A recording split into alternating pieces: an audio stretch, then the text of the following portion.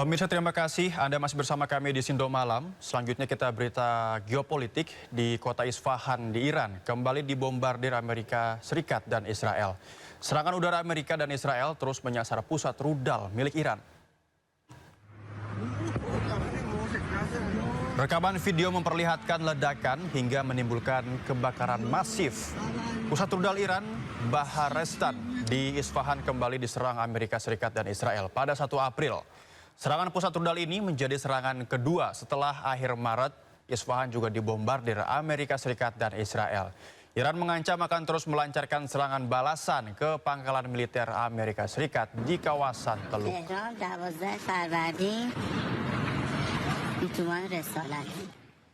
Iran meluncurkan lebih dari 100 rudal drone serta 200 roket dalam gelombang serangan ke-89 True Promise 4. Operasi tersebut menyerang pangkalan militer Amerika Serikat di Timur Tengah dan menargetkan fasilitas militer Israel di Eilat, Tel Aviv, serta Bnei Brak.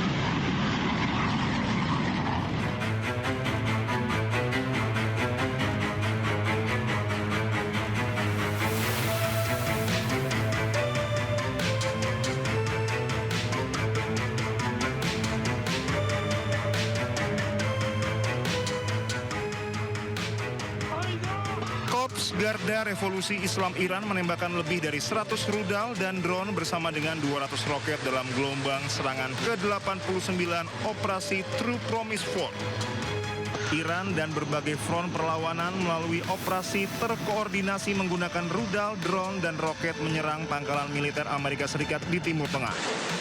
Operasi ini juga menargetkan fasilitas militer Israel dan titik-titik berkumpul di Eilat, Tel Aviv, Bnei Brak, dan lokasi lainnya. Iran menyatakan telah menyerang sebuah lokasi di Bahrain yang menampung 80 tentara Amerika Serikat.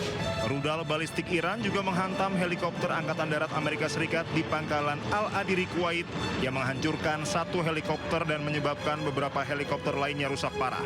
Iran juga menghancurkan 2 sistem radar peringatan dini Amerika Serikat di wilayah maritim dan pulau-pulau milik Uni Emirat Arab.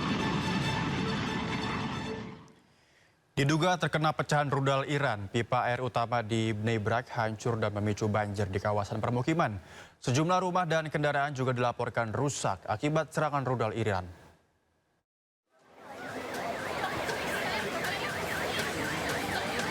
Infrastruktur pipa air bawah tanah di distrik Bnei Brak, Tel Aviv hancur terkena pecahan rudal dan memicu banjir di kawasan permukiman. Nampak aliran air deras meluap ke jalan dan menyebabkan genangan air setinggi 10 hingga 40 cm. Sejumlah kendaraan dilaporkan rusak parah akibat terkena pecahan rudal. Mobilitas warga pun terganggu akibat banjir yang meluas di kawasan padat penduduk tersebut. Petugas darurat pun langsung dikerahkan ke lokasi menangani kerusakan infrastruktur guna mencegah meluasnya banjir serta gangguan distribusi air bersih ke permukiman warga. Hingga saat ini otoritas setempat masih melakukan investigasi lebih lanjut terkait sisa-sisa proyektil yang ditemukan di lokasi terdampak serangan.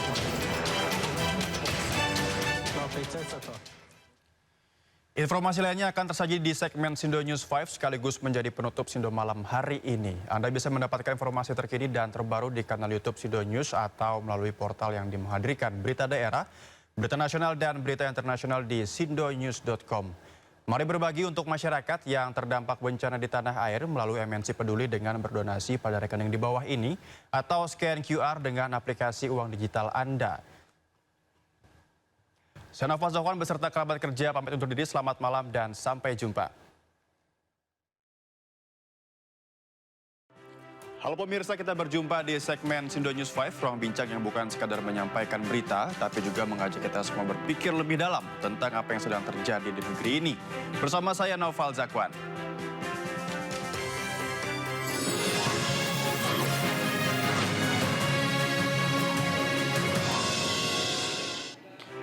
Komisi Pemberantasan Korupsi menggeledah kediaman Wakil Ketua DPRD Jawa Barat Ono Surono yang berada di kota Bandung. Penggeledahan terkait kasus dugaan korupsi ijon proyek di lingkungan pemerintah Kabupaten Bekasi.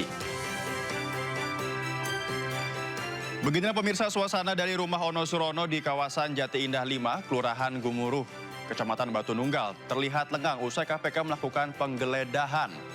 Di halaman rumah hanya terlihat satu unit mobil Toyota Hardtop dan sebuah sepeda motor Honda Vario yang terparkir. Sementara itu pihak DPD PDIP Jawa Barat menyebut pihaknya menghormati proses hukum yang ada dan saat ini sedang berlangsung di KPK. Namun demikian pihak pengacara Ono Surono menganggap penggeledahan tidak sesuai prosedur, di mana penyidik KPK tidak dapat menunjukkan surat izin penggeledahan dari pengadilan.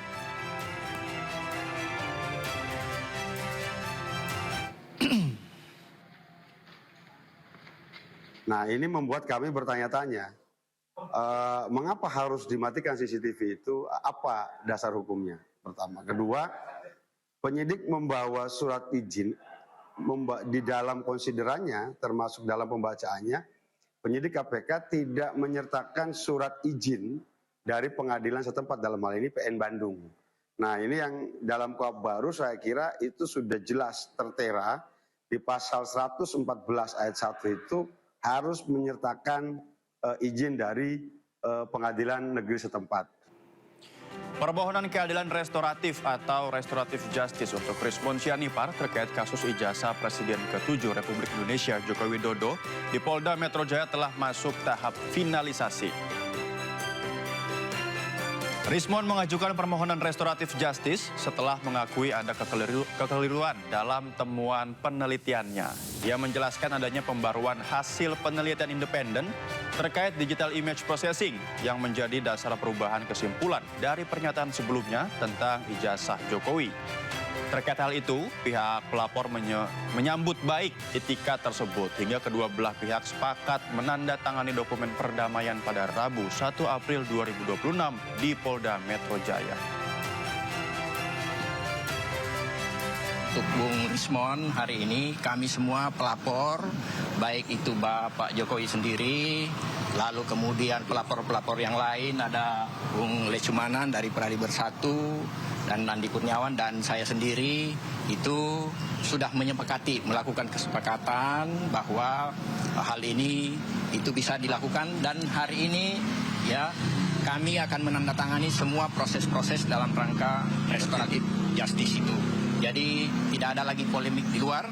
Ya, RJ sudah final, hari ini kita tanda tangani bersama. Terima kasih. Tadi kan ada 4 pelapor, jadi selain Pak Jokowi ada 3, yaitu Bang Andi Kurniawan, Bang Lecumanan dan Bang Maret Soekan. Jadi keempat pihak tersebut telah setuju untuk proses dilanjutkannya proses RJ untuk SP3 ya kan. Jadi intinya saya jelaskan tadi bahwa ini murni karena memang temuan saya yang memang nanti saya akan tulis supaya bisa dipertanggungjawabkan di depan mereka-mereka yang mengetahui, mereka-mereka yang memang memiliki latar belakang pengetahuan di bidang digital image processing maupun digital forensik.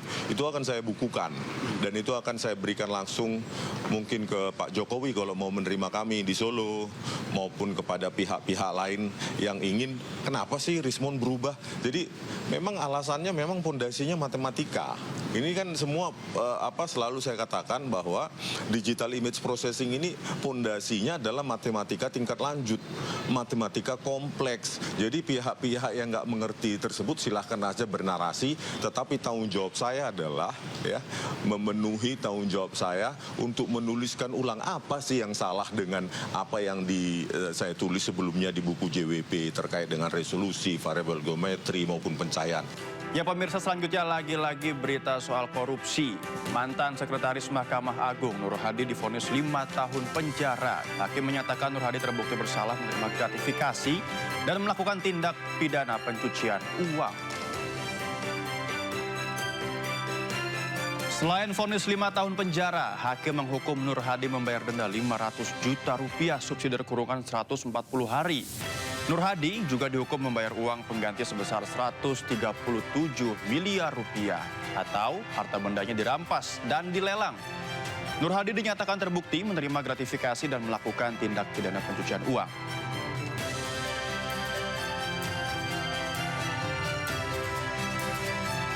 Menteri Ketenagakerjaan Yasir Lee mengumumkan pelaksanaan kebijakan work from home atau bekerja dari rumah bagi karyawan swasta. Perusahaan swasta diminta menerapkan WFH 1 hari dalam sepekan. Sejumlah ketentuan pun diatur, termasuk penerapan WFH tidak boleh mengurangi upah karyawan dan jatah cuti tahunan. Hal tersebut disampaikan Yasir Lee saat bacakan surat edaran tentang WFH dan program optimalisasi pemanfaatan energi di tempat kerja di kantor Kemenaker di Jakarta pada hari Rabu. Pimpinan perusahaan swasta, badan usaha milik negara BUMN, dan badan usaha milik daerah BUMD dihimbau untuk 1. Menerapkan work from home WFH bagi pekerja atau buruh selama 1 hari kerja dalam 1 minggu sesuai kondisi perusahaan, dan jam kerja WFH diatur oleh perusahaan dengan ketentuan A. Upah atau gaji dan hak lainnya tetap dibayarkan sesuai ketentuan. B. Pelaksanaan WFH tidak mengurangi cuti tahunan. Setiap kebijakan ada pro dan kontra. Nah, ini Wakil Presiden ke-10 dan ke-12 Republik Indonesia, Yusuf Kala, menilai kebijakan work from home 1 hari dalam sepekan guna menghemat BBM merupakan kebijakan yang tidak efektif. Seharusnya pemerintah mendorong pekerja menggunakan angkutan umum.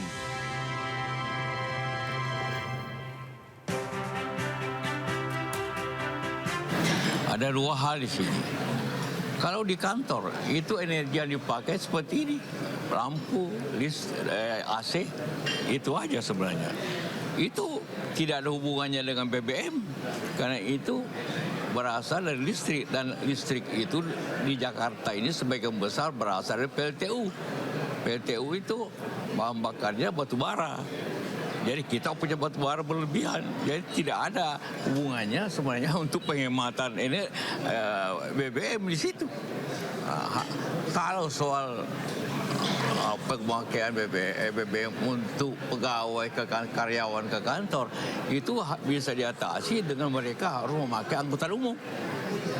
Kalau di daerah, kalau perlu naik sepeda, kalau di kabupaten yang kecil, atau disediakan bus yang bagi pimpinan-pimpinannya. Tidak ada hubungannya, BFH itu tidak ada hubungannya dengan...